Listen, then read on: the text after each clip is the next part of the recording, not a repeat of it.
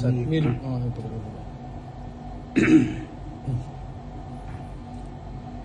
తస్య హి ధ్రువో మృత్యుః ధ్రువం జన్మ మృతస్య చ తస్మాదపరిహార్యేర్థే నత్వం శోచితుమర్హసి నత్వం శోచితుమర్హసి.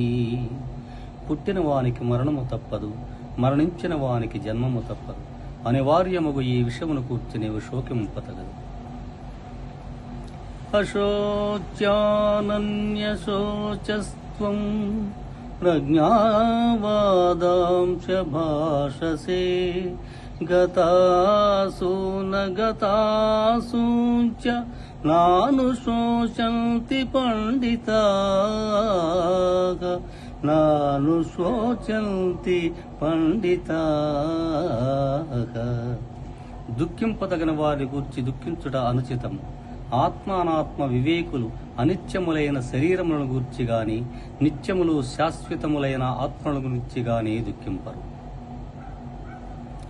వాసాంసి జీర్ణాని యదా విహాయ నవాని గృహ్ణాతి నరోపరాణి తదా శరీరాణి విహాయ జీర్ణ అన్యాని సంయాతి నవాని దేహి.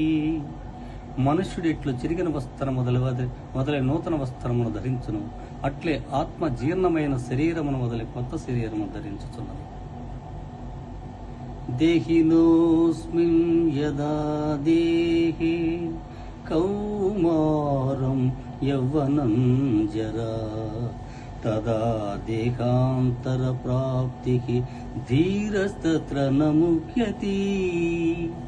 జీవులకు దేహమునందు బాల్యము యవ్వనము ముసలితనము ఎట్లు మరొక దేహమును పొందుట కూడా అట్లే. కనుక ఈ విషయమును ధీరులు మోహమునందరు.